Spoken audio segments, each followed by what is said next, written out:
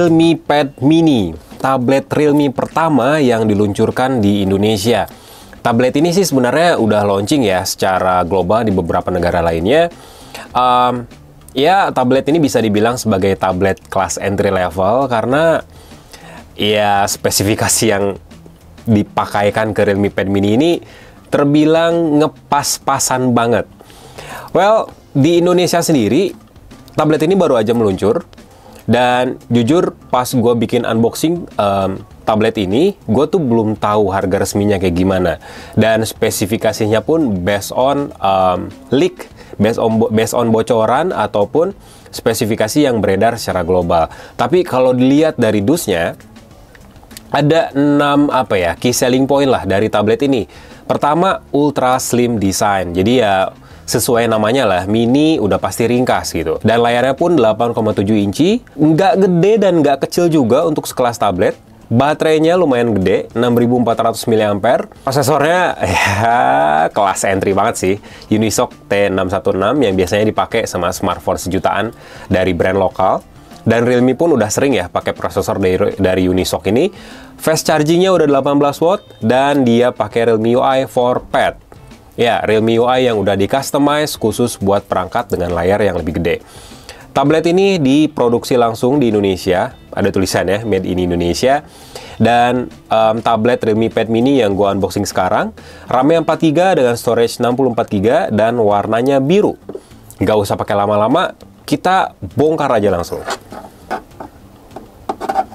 Jadi ini tablet masih baru nih guys. Kalau di India sendiri, kalau di Filipina sendiri, tablet ini tuh ada 2 jenis ya, ada Wi-Fi only dan Wi-Fi plus LTE. Yang harganya kalau untuk Wi-Fi only itu 2,4 jutaan, tapi buat yang Wi-Fi plus LTE itu harganya 2,8 jutaan. Nah ini dia Realme Pad Mini-nya. Kita simpen dulu buat yang terakhir. Terus di sini boxnya sih gede ya, dipisah-pisah gitu. Ada apa lagi nih? Oke, ada SIM ejector. Ribet banget. Kita bukain dulu deh.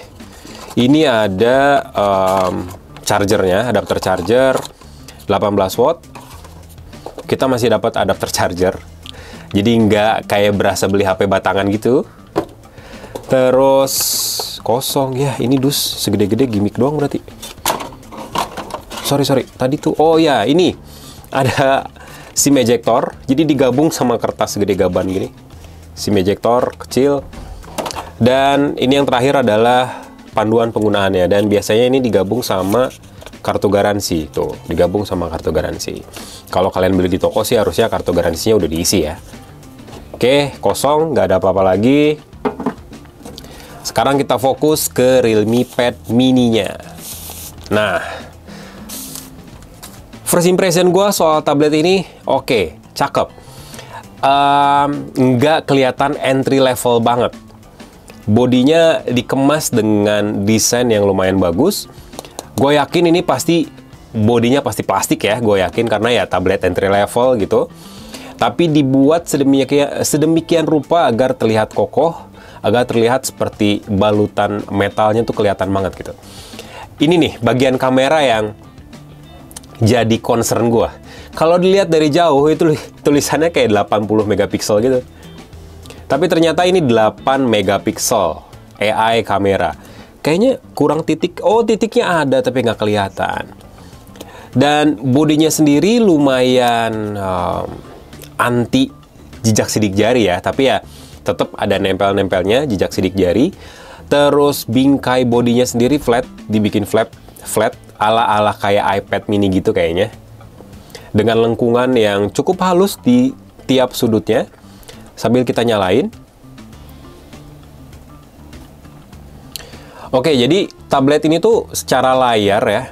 Secara layarnya dia pakai panel IPS LCD, ukurannya tadi 8,7 inci dengan resolusi nggak Full HD, tapi 800 kali 1340 pixel, HD plus sedikit ke atas kali ya, bisa dibilang. Dan dia ngedukung refresh rate yang kencang, cukup standar 60 Hz, ya untuk keperluan multitasking aja atau untuk kerja-kerja standar sih ini cukup ya. Nah, ini dia halaman utama dari Realme Pad Mini. Dia pakai UI namanya Realme UI for Pad.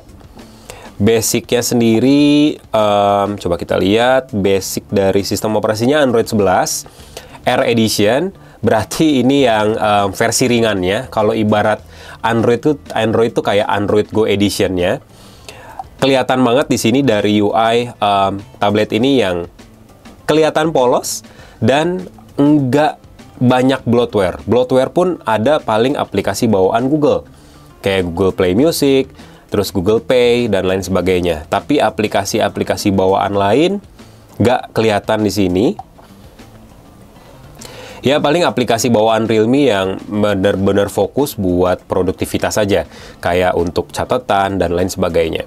Lebih ke polos sih ini Android-nya. Untuk spesifikasinya tadi Android T616, RAM-nya itu ada, sebenarnya ada 2 jenis RAM dan juga storage kalau di Filipina ya. Jadi RAM minimalnya 4 GB dengan storage 64 GB, jenisnya UFS 2.1. Ada juga RAM 3 GB dengan memori 32 GB, itu untuk versi yang paling rendahnya. Dan ini adalah versi yang tinggi. Sementara untuk kameranya sendiri, kamera selfie-nya itu 5 megapiksel. Dan kamera belakangnya itu 8 megapiksel ya, bukan 80 megapiksel. Nah, kameranya sih lumayan, ya lumayan pas-pasan banget sih emang. Tapi seenggaknya cukup lah buat nge-scan dokumen ataupun buat ikutan kayak meeting online gitu via Zoom dan lain sebagainya. Untuk prosesor T616 sendiri ya lumayan oke sih untuk keperluan kerja, untuk ya ngetik, sekedar ngetik, dipasangin sama Bluetooth keyboard gitu ya. Lumayan oke, tapi buat gaming sih gue belum coba, tapi nanti kita tes buat main game tablet ini. Tapi ya untuk first impression gue cukup bagus lah nilainya ya untuk Realme Pad Mini ini. Secara desain untuk tablet harga 2 jutaan di Filipina ya lumayan oke, terus pengemasannya juga lumayan oke. Kita dapat adapter charger dan kabel USB Type-C-nya juga. Ya, tablet ini jadi portofolio pertama Realme di kelas tablet, dan impresi gue sih ya oke banget. Gitu aja unboxing dan hands-on singkat dari Realme Pad Mini yang resmi beredar di Indonesia. Untuk harganya nanti gue akan masukin ke kolom deskripsi, karena jujur gue belum tahu harga resminya di Indonesia ketika bikin video ini. Mohon maaf apabila ada kekurangan ataupun kesalahan kata dalam penjelasan. Tetap sehat buat kalian semua, tetap semangat buat para Yuzon Tech dimanapun kalian berada.